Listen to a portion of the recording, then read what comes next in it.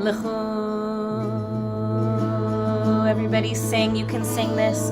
L'chu. I don't know how to Can sing you it. sing that? L'chu. I don't know how to sing L'chu. it. I don't know how to sing Okay, it. then you can be quiet. L'chu. And you keep singing that while I sing. L'chu. Neran and Nala Donai. L'chu. Nariya Letzor Yishenu. Neran and Nala Donai. Nariya Letzor again. Yishenu. L'chu. Neran and Nala Donai. Nariya Letzor Yishenu. You're doing great. Neran and Nala Donai. Nariya Letzor Yishenu Nekadma Fanav B'toda Bizmirot Nariya Nariya Lo Nekadma Fanav B'toda Bizmirot Nariya Nariya Lo. Okay, everybody quiet.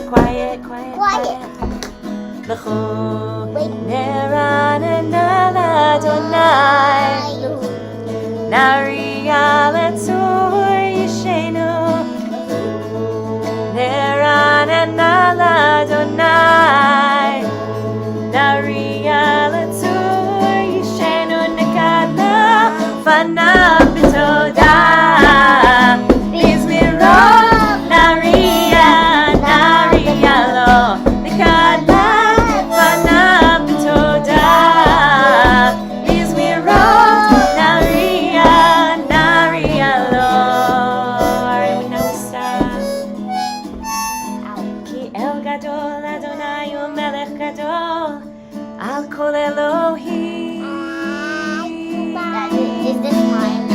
Nekadma Fanav B'toda Bizmirot Nariya Nariya Lo Nekadma Fanav B'toda Bizmirot Nariya Nariya Lo Nekadma Fanav B'toda Bizmirot Nariya Nariya Lo Nekadma Fanav B'toda Bizmirot Nariya Nariya Lo.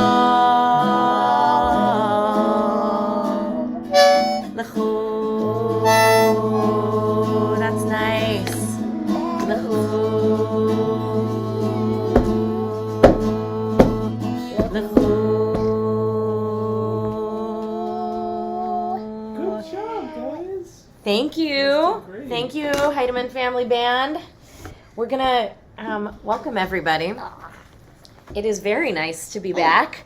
It is very nice to be with you. I will admit it's a little anticlimactic to be doing it on the computer and not in person, hearing all of your amazing voices.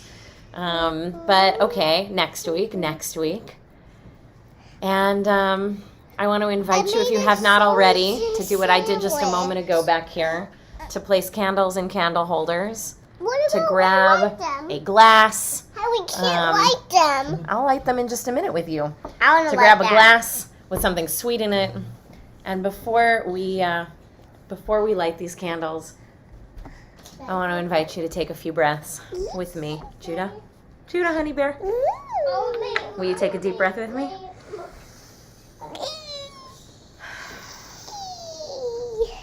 And let go of the week that's been.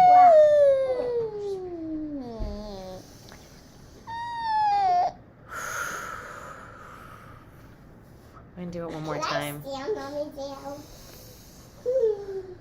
Weird. And I'll invite you to come on over to our candles. I want to light Great. them. Wonderful. Turn around, honey. Get up and we'll go over to our candles together and we'll light. Bring in the Holy Shabbos. I want to light. Mommy, It's going to be hard to do with this. Hold your hand. I peeked at the hollow. Everybody I peeked at the hollow. I picked the tower. I picked that tower. I picked the tower. I picked that tower. Daddy, I want to have my coconut tree. I want to write down. It's directly. Oh, we're directly under the AC. Excuse me. Remove this so that we're not directly under the air conditioning. Can you please turn on the All light? right, there we go. You can still see Turn it. on the light? No, honey. All right. Why? 'Cause it's Mommy, not that hot. was- Candles. Mommy, Here we that go. was already burnt down. We should light it. All right, let's do it. We're working on it. Mommy, Can I- Mommy, I want to light the last one. Can you help her, please? Can you- She needs help. Yeah, There just you go, hold. good. Yeah, thank you so Good Very much. steady. Good All job. right. Hey, Mommy, I can put it back. Okay. All right, just put it Is right there. this filled with fire? Okay. Now what we're gonna do is we're gonna gather in the light, because man, do we need light in this life. Which is God. And we're gonna hold our hands over our eyes, and we're gonna sing Baruch Atah Adonai Eloheinu melech haolam asher kitshanu b'mitzvotav v'tzivanu להדליק ner של שבת. Amen. Amen. I'm gonna do the main because I know. Can we do a blessing for you? All Hamotzi. right, hang on, you do it. Let's bless you guys. All right, we're gonna bless you guys. And for everyone who's watching tonight, I just want to say, you know, there are. Can you hang on for 1 second? You sound amazing. I said our Thank you. For 1 sec. What we usually do in this house, on these nights when we're doing a service online, is that we'll do the whole Shabbat ritual together, and then I'll do it separately with you. And sometimes that works, and tonight it needed all to happen at the same time. So you are getting a little window into what actually happens in our home. This is not a performance. We are actually lighting candles, and we're actually going to bless our children. And I want to just invite you to consider yourselves as part of this blessing. Like, you are sitting at this table. You can see half my face. You are sitting at this table, and I'm thinking about and holding and blessing all of you at the same time as we bless these kids. A blessing for all of you. All right, so come on over. All right. Ready? Here, come on over. Coaster. Mommy, I can want to you do do the blessing over the house. We're not Okay, quite we're there not there yet. yet. Let's bless you first. Yisimcha Yisimcha Elohim Elohim. Elohim. No, Mommy, can do me. All right, we'll do you both at the same time. Yisimchem Elohim K'Ephraim V'chi Menashe K'Sara Rivka Rachel V'Leah Yivarechecha Adonai V'Yishmerecha Ya'er Adonai Panav Elecha V'Yichuneka Yisa Adonai Panav Elecha V'Yasem Lecha Shalom. May God bless you and guard you and keep you safe and healthy. May God shine a path for you to walk in, and may you shine your light bright in the world.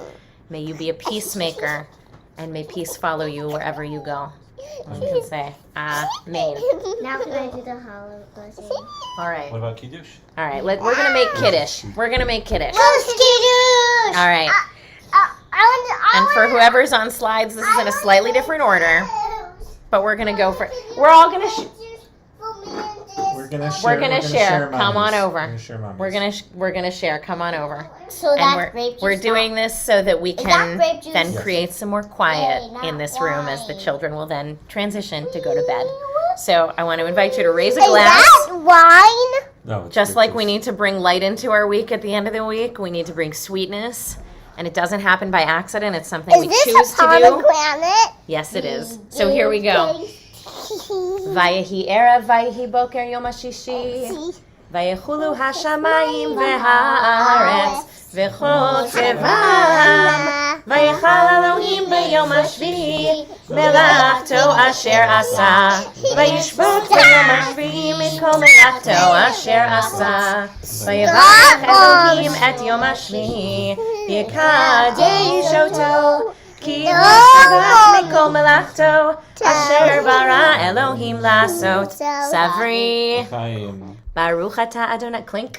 Eloheinu melech haolam borei peri hagafen. Amen. Baruch atah Adonai Eloheinu melech haolam asher kitshanu mizmatav beratzavanu v'shabbat kodsho be'ahava uvratzon hinchelanu zikaron lema'aseh bereshit ki hu yom techila lemikra'e kodesh zecher letziat mitzrayim Kivanu v'charta ve'otanu kidashta im kol anim v'shabbat kodshcha ve'ahava uvratzon hinchaltanu Baruch atah Adonai mekadesh haShabbat. Who wants grape juice? Me.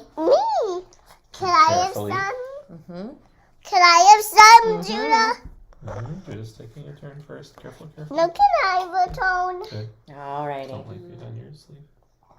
All right. Good job, everyone. All right. Now. All right, and now you can say this blessing over challah, which we don't usually do online because I can't share bread with you, but it's happening now. All right, there it is. All right, Chat Shaim Shalosh, ready? Baruch Okay, atah. Okay, go ahead. All right, go ahead. It's a different. Do it. Go ahead. Can I have my coconuts? Do it. Motzi Lehem min ha'ayim. No, I do this really. Just go ahead. We give thanks to God for bread. Our voices rise in song together as our prayer is said.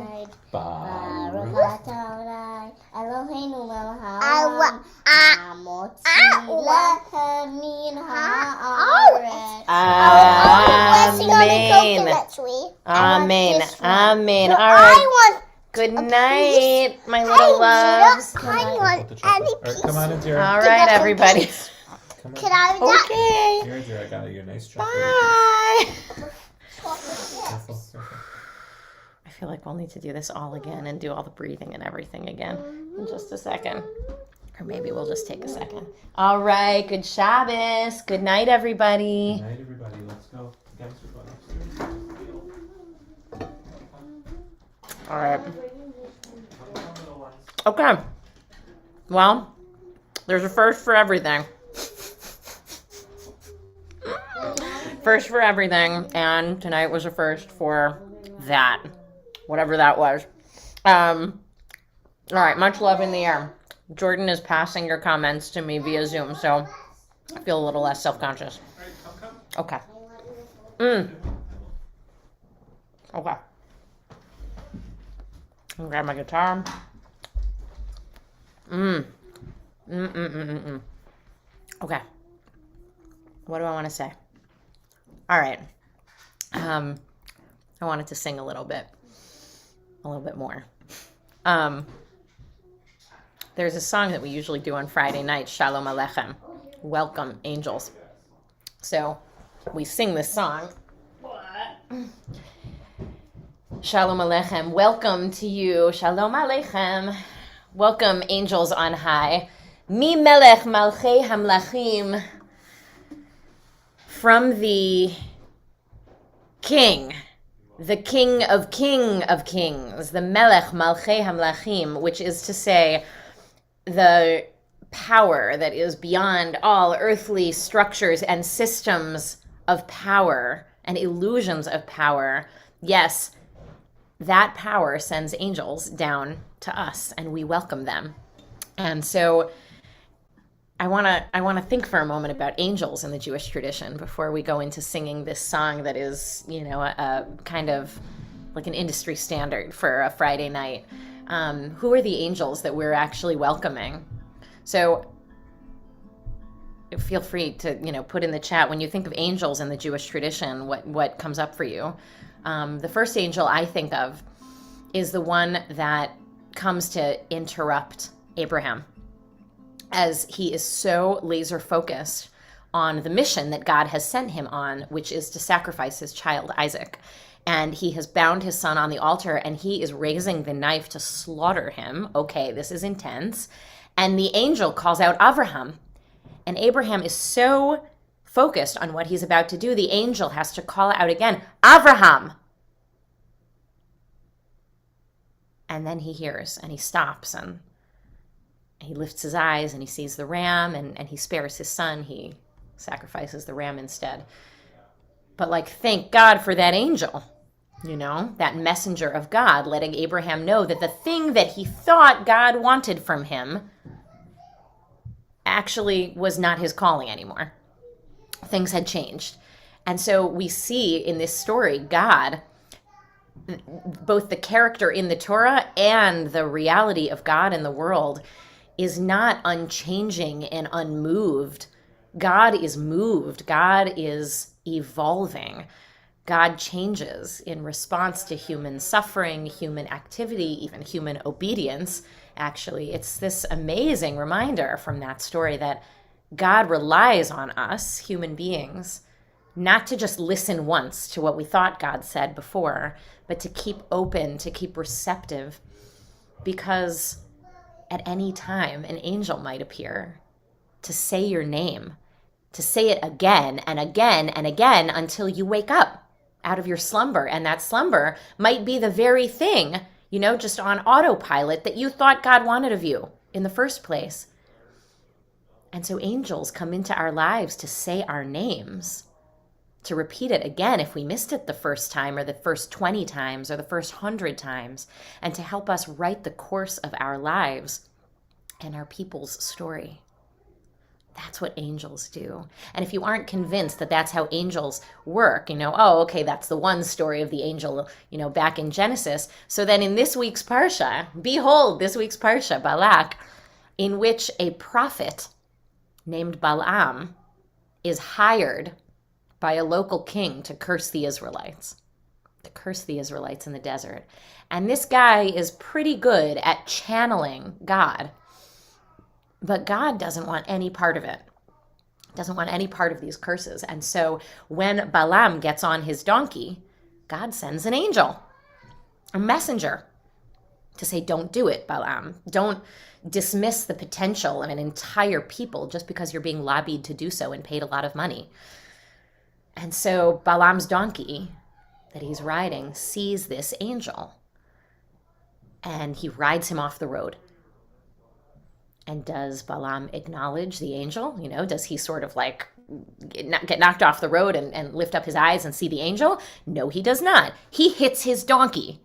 And the angel appears again, and the donkey tries to show Balaam by knocking him into a wall and crushing his foot, you know, like doing something a little more uncomfortable. Does Balaam see? No, he does not. He hits his donkey again, and he says, get up and go, right? Like a man on a mission, unwilling to have his eyes opened or his mind changed, unwilling to be receptive of the signs around him that even his ass can see, right?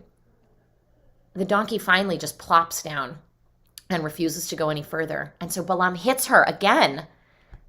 And finally the angel himself, herself, itself says, what are you doing? Why are you hitting your donkey? What's she ever done to you but be a loyal servant? I'm trying to get your attention because what you're doing is wrong. Actually, it says something like, God finds what you're doing annoying. And so Balaam snaps out of it, and he says, okay, I'll do whatever you want. So the donkey gets back up, and they keep walking.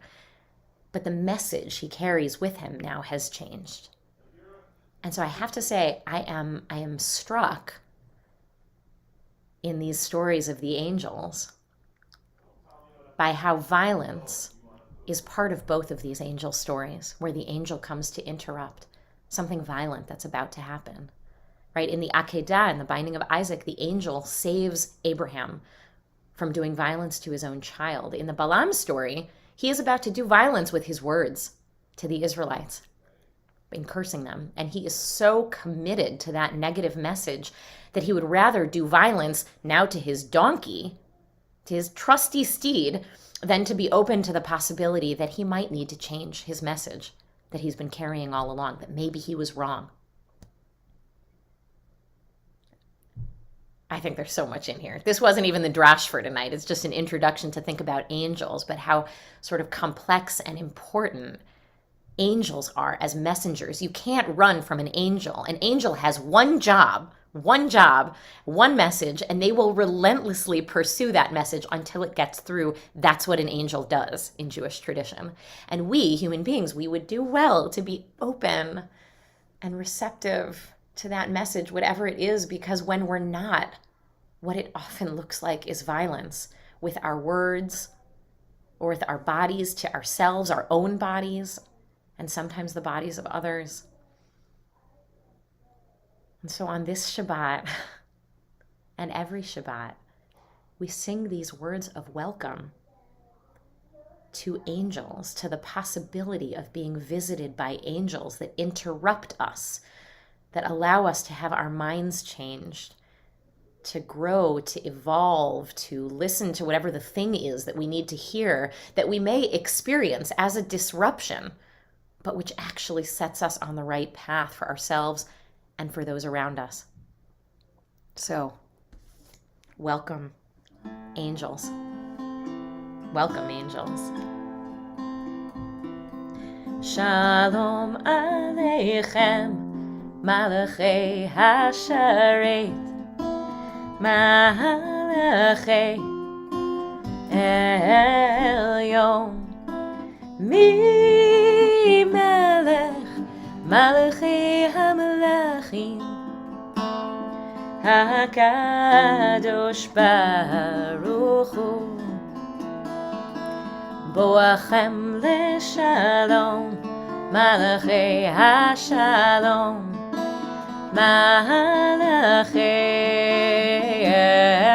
Elyon, Mi Melech, Malachei HaMelachim, HaKadosh Baruch Hu, Baruchuni Leshalom, Malachei HaShalom, Malachei Elyon, Mi Melech, Malachei HaMelachim, HaKadosh Baruch Hu, Yimtzeitchem, Tzedchem Leshalom, Malachei HaShalom, Malachei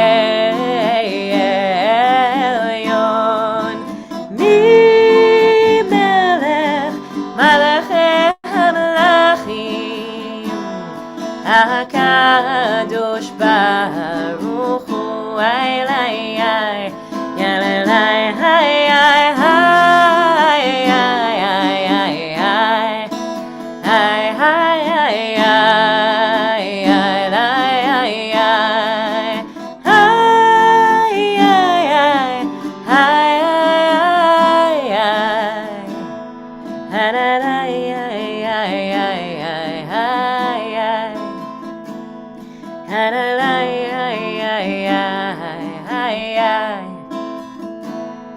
HaKadosh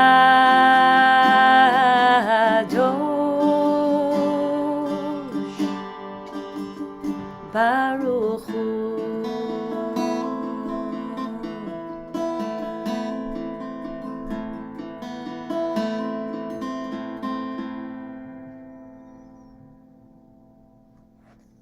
Welcome, angels.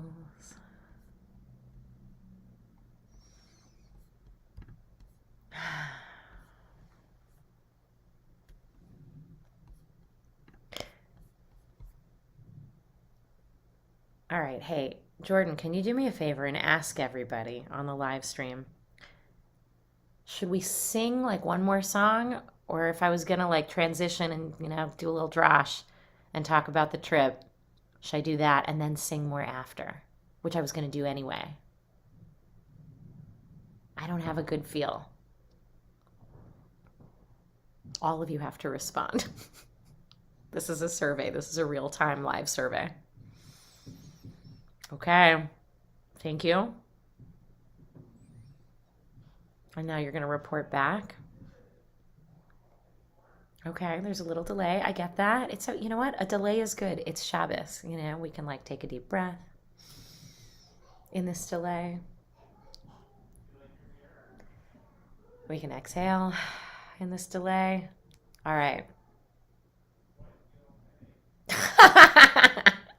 Jordan just said to me, it's mixed. Drash, sing. Sing! Okay. All right. All right, we'll do one more little song.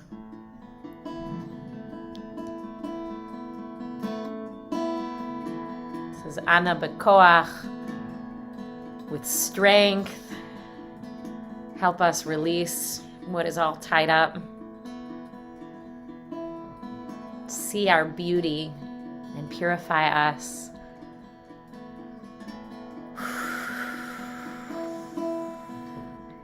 Ana bekoach gedulat yamincha tatirtze rura kabel rinat amecha sagveinu tareinu nora. Again, Ana bekoach. Ana bekoach gedulat yamincha tatirtze rura kabel rinat amecha sagveinu tareinu nora. Nagibor, na gibor, na gibor, na gibor, na gibor, dorshe yehudcha dorshe yehudcha kevavat shomerim.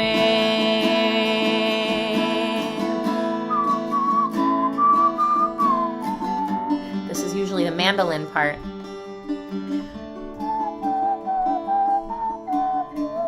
But the mandolin's putting the children to bed.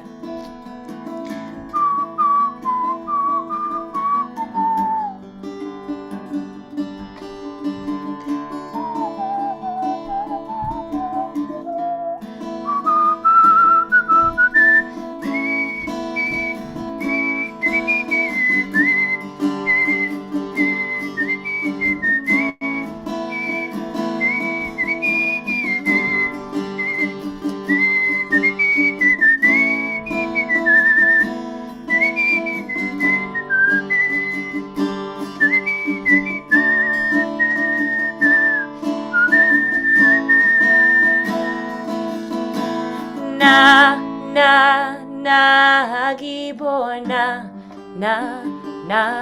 gibor, na gibor, na gibor, dorshe yehudcha dorshe yehudcha kevavat shomerim.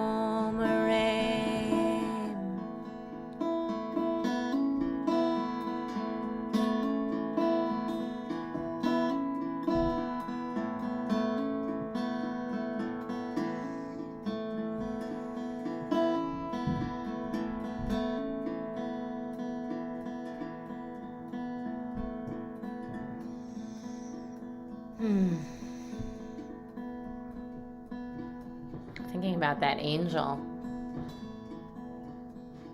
and about Jewish tradition. We did a whole bunch of conversions this week, or the Beit Din part, sitting 3 rabbis talking to somebody who wants to become Jewish. Had some amazing conversations with, maybe some of you are watching now. And in one conversation, we talked about how Judaism functions as a kind of holy disruptor, an interruption, that what's the most instinctive thing to do with food is grab it and shove it in your mouth. But no, we bless. What's the most instinctive thing to do is work all the time because you feel a constant sense of pressure to be productive and to get things done. And no, the tradition interrupts your week And on Friday night, you light candles and you drink wine and you break bread and you sing and you pray and you talk and you laugh and you dance and you learn.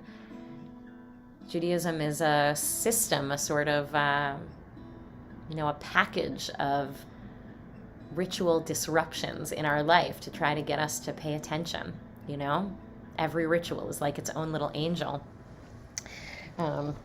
So I got this sign. It was just, I'm gonna talk more about the Israel trip in a few minutes, but I was just thinking about the ritual disruption in our lives that is Shabbat, that angel.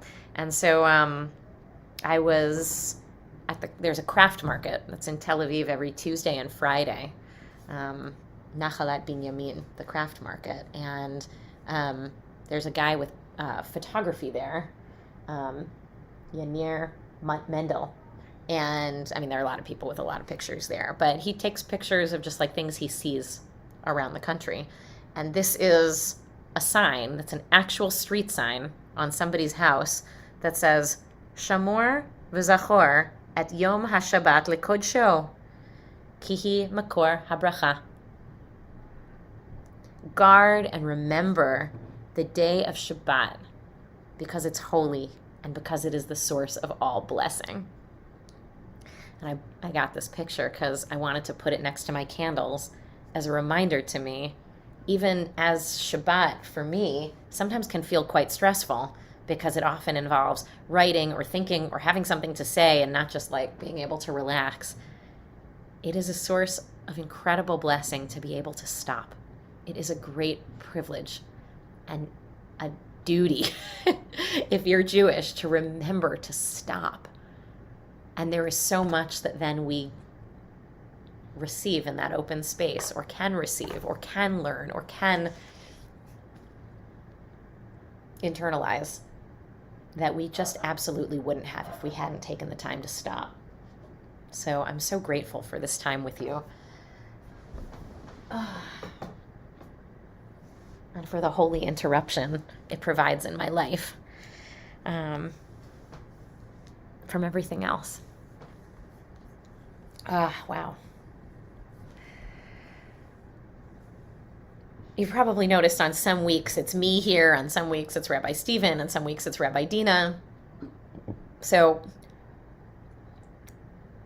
2 months ago, when we set out our drash schedule, I picked this week to drash because I figured, I've just gotten back from this trip and I'd tell you a little bit about the trip. And at the time I signed up for this week, I didn't exactly know what I would share with you because I hadn't gone on the trip yet.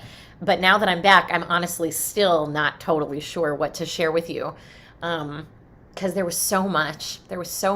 And, usually when anybody talks about their vacation, you start like glazing over after a minute or so. It's like you're curious, but you don't want to know everything.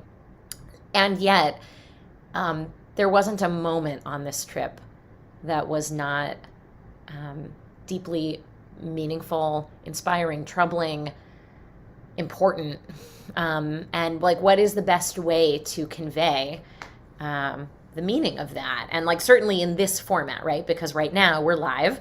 And you can see me. So I could show you pictures and slides, which would be cool. Also, probably you would get bored in a few minutes. But also in a second, this is going to get turned into a podcast and then it'll just be audio, and those people, and frankly, that's more people, won't be able to see the pictures. So probably we're going to do that part a different way. But like, how do you share these smells and the sights and the tastes and the, most importantly, the people from, 2 weeks of traveling in such a complex and complicated country. And of course, then, what are the takeaways from the trip? Is there one? Usually when you're giving a Devar Torah, when you're giving a sermon, you pick one message. You try to be like an angel with one message. And I'd be hard-pressed if there's one message that I came back from this trip with. I have a lot of thoughts knocking around in my head after 2 weeks. So let me just say right now, I put up front, this is not the definitive anything. it is some thoughts knocking around after 2 weeks of up close exposure to the beauty and the bright spots of Jewish statehood, 74 years into the most ambitious collective experiment the Jewish people has undertaken since the destruction of the Second Temple 2,000 years ago. And also thoughts knocking around after 2 weeks of up close exposure to some of the deeply unsettling and problematic aspects of Jewish statehood. So I feel like there's some background necessary. Maybe you don't even know that, like, we were on a trip. It was our first trip. It kind of felt like a big deal for our community. Many communities. I'll talk at the end of this about seeing a bunch of rabbis at the end of this trip. But most rabbis I know in many communities across the country take annual Israel trips or missions. This is like a standard thing in synagogues. Mishkan has been around for 11 years, and this is the first one. And I don't think it was a given that we would necessarily do this. However, I will tell you the impetus for it for me was that I was really sick of abstract conversations about Israel that always end up taking on the quality of a high-stakes debate.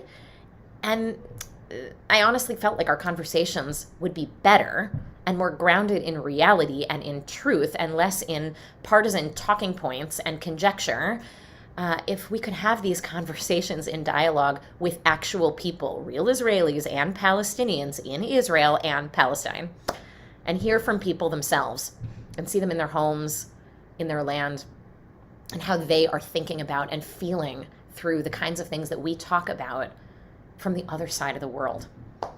And, so much of what we do at Mishkan is immersive. It's immersive, I mean, like a Friday night service, we might talk about a prayer, but then we do the prayer, we sing it, and we feel it. And I felt like that immersive dimension was missing from our conversations about Israel and Palestine. And that's why I wanted to do this trip. So when I connected with Rabbi Noah Kushner from the Kitchen in San Francisco and Rabbi Rachel Nussbaum of the Kavanah Cooperative in Seattle, we're all part of the Jewish Emergent Network.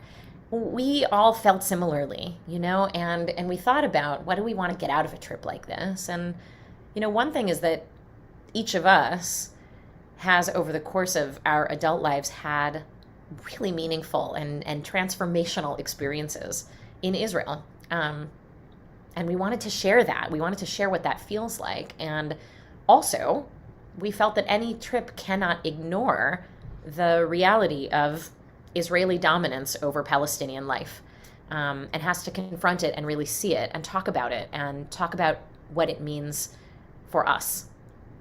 So the goal of our trip was to meet people living out creativity and innovation and resilience and vision, all of the stuff that gives us hope, right? And we wanted to meet the inspiring rabbis and activists and bookstore owners and thought leaders and researchers and diplomats and intelligence officials, all of this we actually did, and organizers that we feel like are our counterparts in Israel, who are advancing a life-giving vision of what Judaism and Israel could look like. And those people are often overlooked because of the other subject of the trip, which is of course related, and that is the presence and reality of two peoples who call this whole land home, who call the whole land home. It was actually quite astonishing to me in different places. We traveled, we were in a refugee camp in Bethlehem, we were all over the state of Israel within the Green Line and beyond the Green Line, and on both sides of the Green Line you see maps of the entire land of Israel. And inside the Green Line, it's called Israel. And outside the Green Line, it's called Palestine. And it's the whole thing. And, so you have, all right, all the people in this land, half of whom call it Israel, half of whom call it Palestine, both of whom have a diaspora all around the world who look at this place and feel connected to it, who feel deeply connected to it, even feel like it's home, whether or not they ever intend to live there. Feel a sense of deep connectedness and rootedness like it's home, whether or not they intend to live there. And the presence of these two peoples, neither of whom is going anywhere, and who are deeply distrustful of the other and inflict pain and fear on the other, makes conversation about almost anything else regarding Israel in almost any context nearly impossible, because it always comes back to this. And yet, most Israel trips do not address this reality head on. So we wanted to. So we set out in creating an itinerary with Deb Zaluda, who is a Mishkanite, to see and experience the most elevated and inspiring parts of Israel, and also to see the reality on the ground of the occupation of the West Bank. We didn't go to Gaza. We actually had a doctor on our trip who had been to Gaza many times and sort of could share stories from that experience. But to see the human toll that the occupation exacts on the lives of Palestinians and also on the lives of the Israelis who have to enforce this kind of separation and dominance of Israel over Palestinians in the name of security. And we talked a lot about security. And what does it mean? And how do you create it? And what's real security? And what's lasting security? I'll say more about that in a second.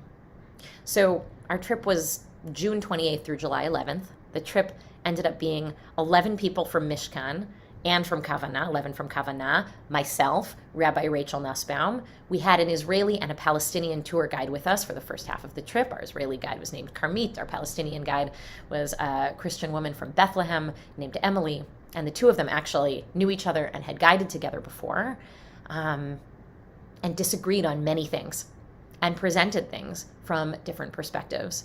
We had folks aged 15 through 88.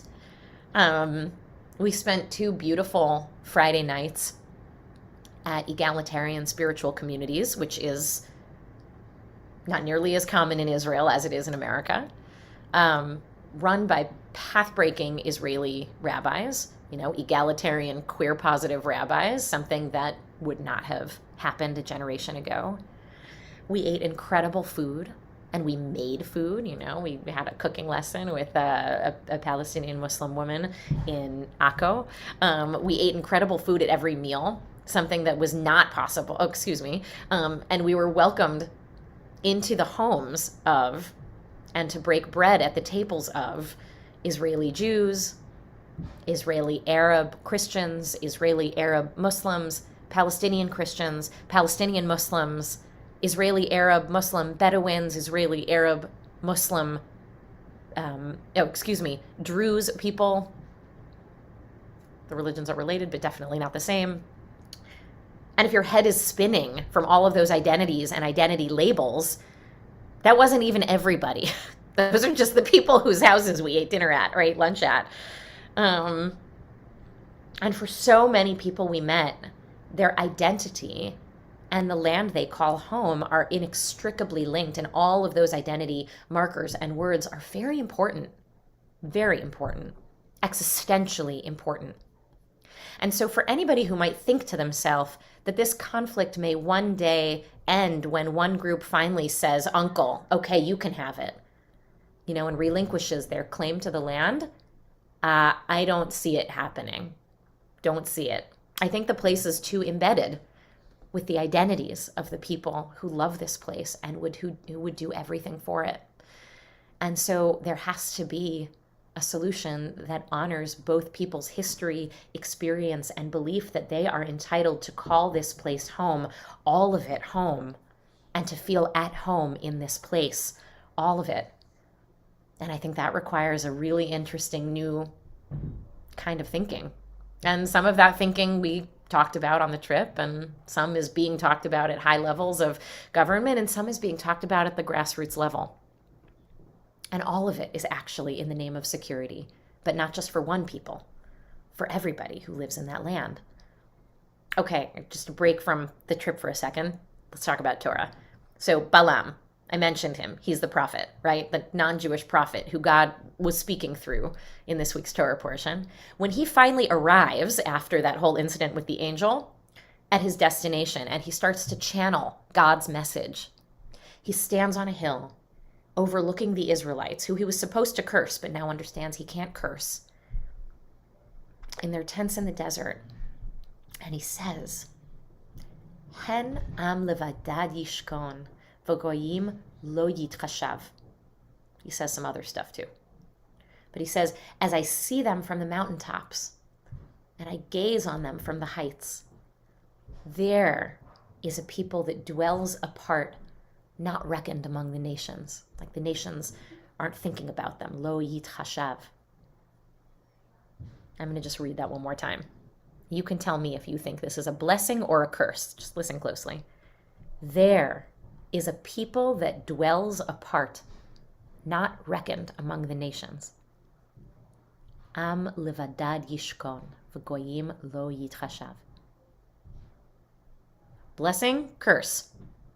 They dwell apart. They're not reckoned among the nations. It's actually not clear if this is a blessing or a curse. It kind of sounds like it's not that nice, right? This is a people that dwells apart, that is not recognized among the nations. Is this a people that is isolated, right? Dwells alone? The word for lonely, or to be alone. Same word, levadad, boded, to be alone, to be isolated, to feel under siege by the peoples of the world. Is it a prediction, or is it actually more descriptive?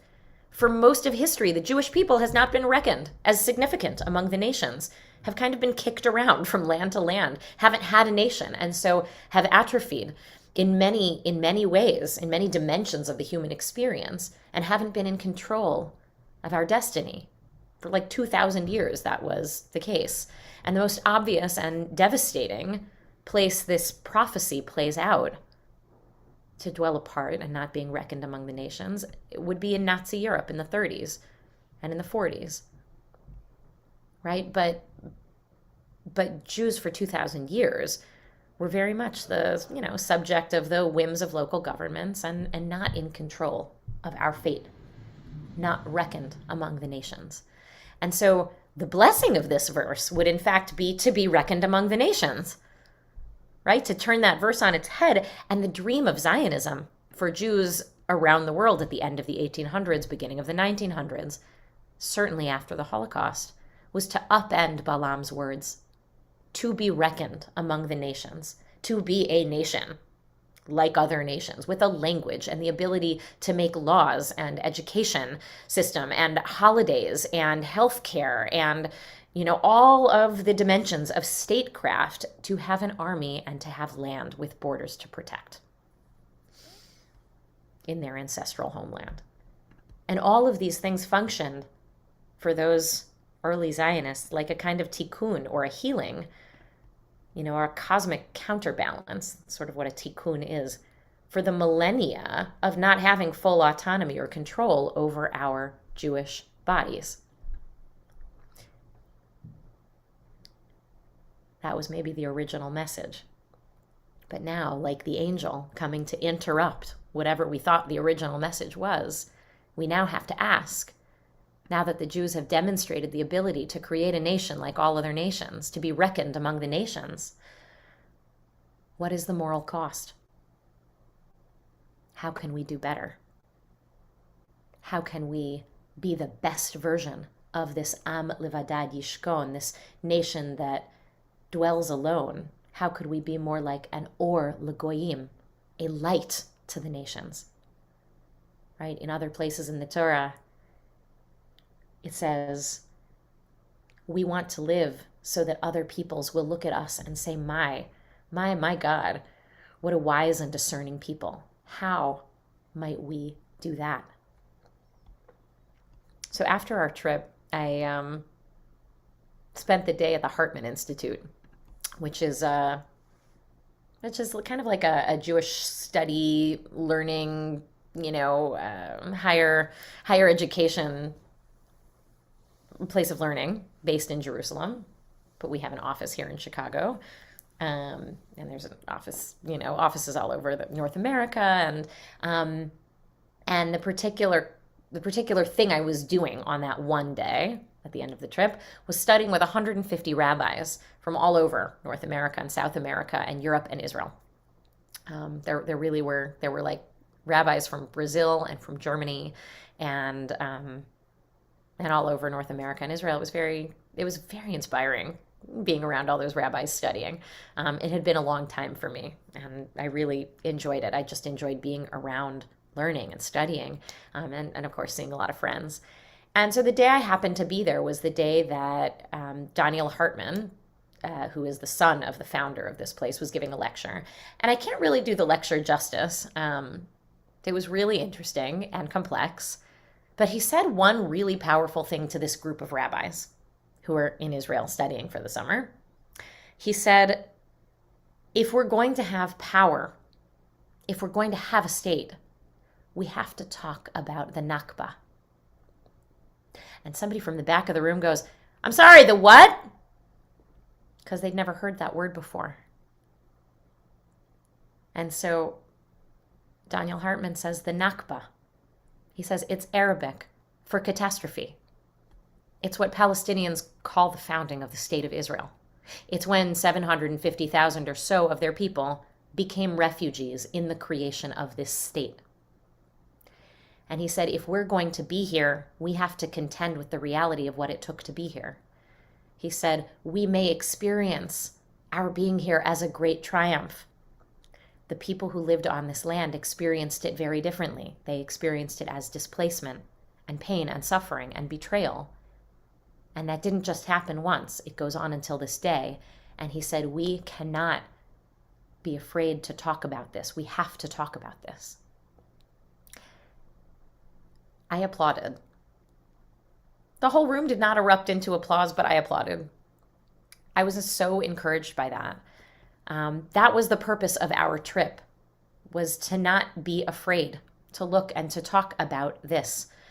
It has been my experience that we as Jews, and I'm speaking personally and I'm speaking about my family, because, and also professionally, because we are traumatized by anti-Semitism of the past and the present and the future. We are so self-protective, with good reason. Who can blame us?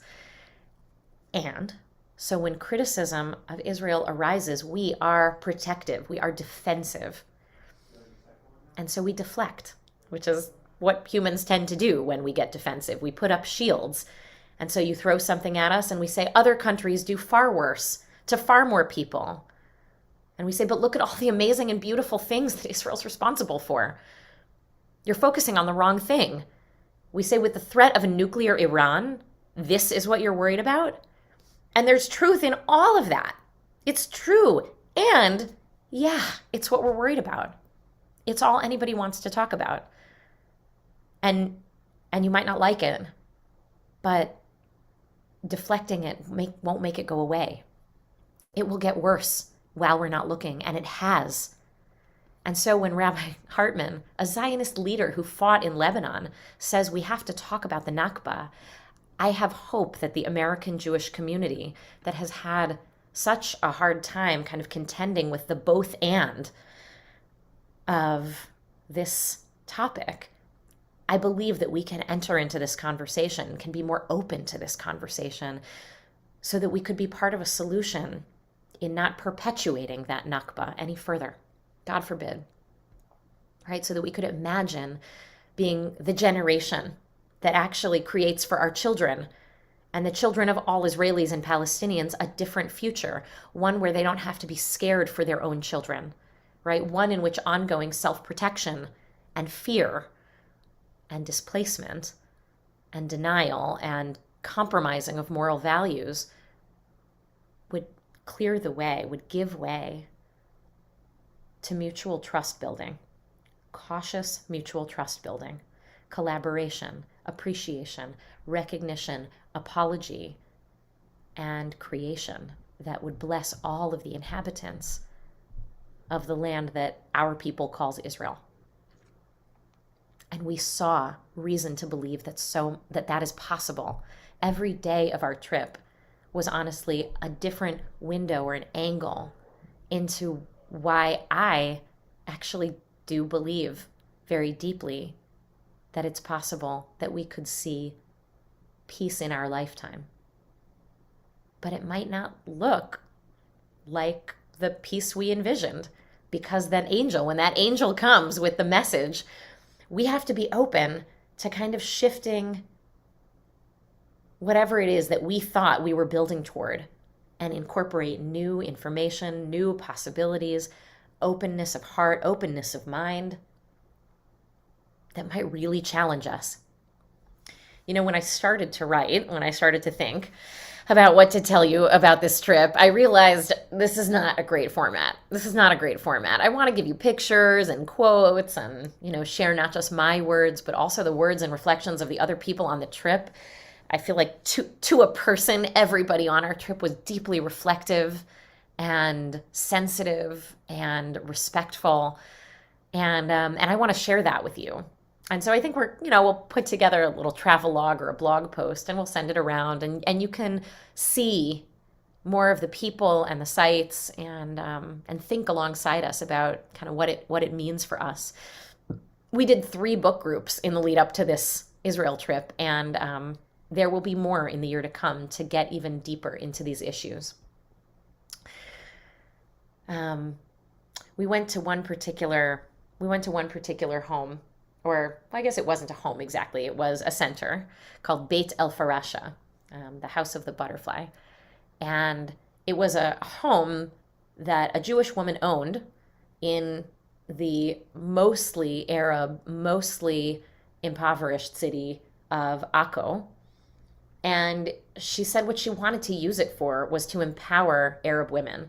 And so she basically turned over the shop to a group of Arab Muslim women to create from this place.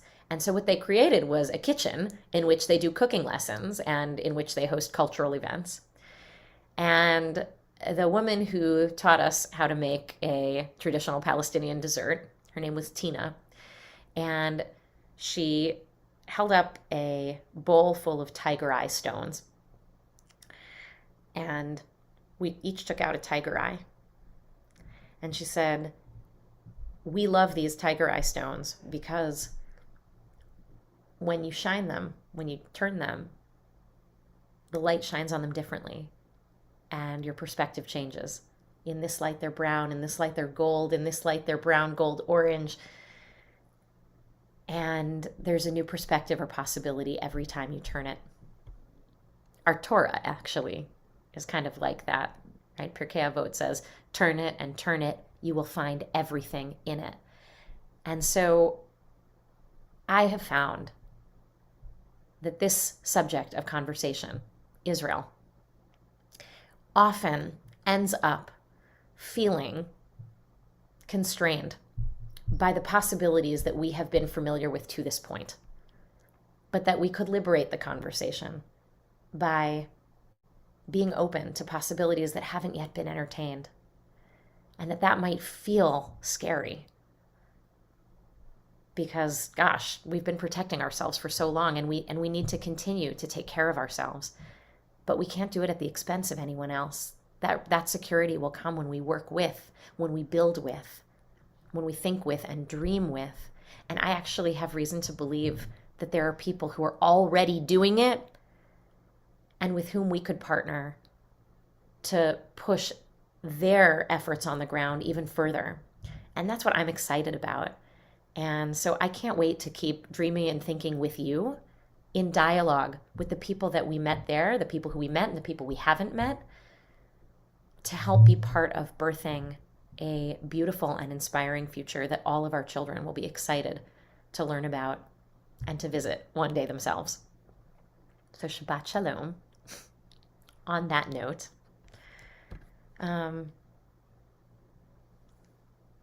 let's pull our service to a close. I did the song I was going to do after before, so I guess we'll just close out with Adon Olam. Sweet. I've been talking for almost half an hour. Sorry, but you're all still here. That's incredible. I can't wait to talk about this with you. I'll tell you something. The reason why I don't want to talk about hard things from the pulpit is because it's not a conversation. It's like a one-way monologue. And this topic especially does not lend itself to being a monologue. It's a conversation. So just know that is an ongoing internal monologue. Let's sing Adon Olam. Let's close this out. I can't wait to keep talking with all of you. Shabbat Shalom.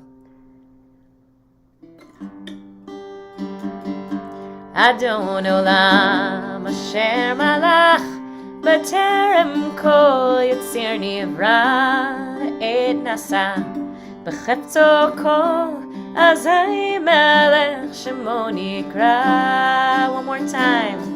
Adon Olam Asher Malach B'terem Kol Yitzir Nivra Le'et Nasa B'chefto Kol Azai Melech Shemo Nikra. Ve'acharei kichlot hakol Levado yimloch nora. Vehu haya vehu hoveh vehu yehyeh b'tifara.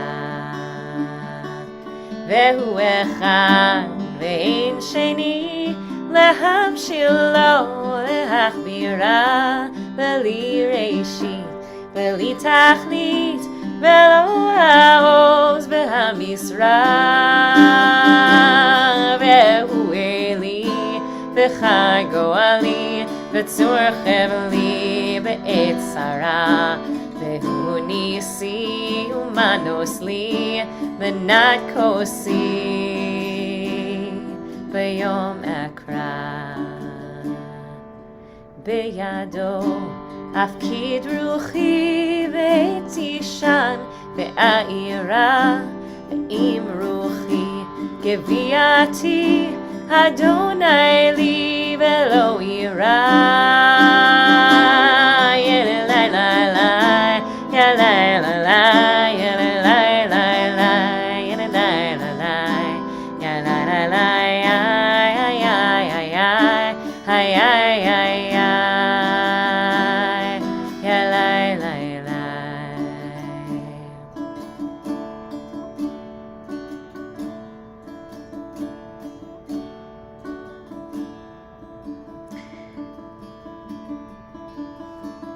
Sing one more round of Yalalayas, but I want to first say Hamakom Yenachem Etchem B'toch Sha'ar Avlei Tzion B'Yerushalayim. May the Holy One comfort you among all of the mourners of Zion. Rabbi Julie Gordon had a devastating loss in the family this week. She's one of our out-of-state Mishkanites. So sending you and your whole family a lot of love, Julie. Two things happened while I was in Israel also that kind of put the whole trip into perspective. One was the release of the pictures from the James Webb Telescope, which were incredible and really reminded us of our smallness and, this extent to which we're this little speck of dust in an incredible, infinite, beautiful universe, which maybe makes us wonder, my God, what are we doing fighting with each other? We live in this incredible universe. Why aren't we just slack-jawed, looking at the sky all the time, just wondering how we possibly deserved to be in this universe, in this lifetime, and seeing these pictures, my God. And then on the other side, hearing the news about what happened in Highland Park, about the shooting in Highland Park, and that Highland Park is close to home for me, but the fact that everybody in Israel, whenever we'd say we were a group from Chicago, they would look at us and they would go, oh man, I'm so sorry. Because they were talking about it too. What happens here close to home, they're hearing about over there. They're hearing about all over the world. And I thought to myself, on the other hand, my God, we've got so much pain and suffering and problems in our own backyard in Chicago. What are we doing here thinking and talking about the pain and suffering of problems, of our brethren and our cousins on the other side of the world? We've got enough to do in our own backyard. And so part of the trip was holding all of that and holding all of you and knowing that you are praying for loved ones. Irene, we are still praying for your healthy and whole recovery, a refuah shlema to Irene Waxler, also out-of-state builder in Boston. All of us are praying for healing, for ourselves, for each other, for our city, for our country. So I just want to acknowledge that now. as we do one last round of this Adon Olam. The last line is Be'ado afkid ruchi. In his hand I place my spirit. Ve'im ruchi geviati Adonai lo ira. And if my spirit leaves me, I will not be afraid. Because God is mine and I will not be afraid. Adonai li, God is for me. Not exclusively for me. But if we remember that God is with us, it kind of makes all of this a little bit easier. Or that we walk with God, but all of us do. Adonai li velo ira, and I will not be afraid. So that's my prayer for all of us, for whatever messages we're receiving, for whatever healing we're praying for. Adonai li velo ira.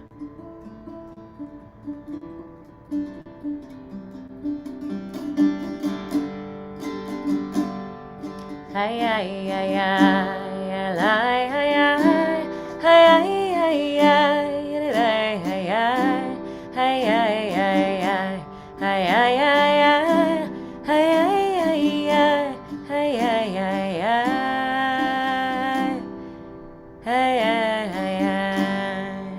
Good Shabbos, everybody. Good night. See you next week.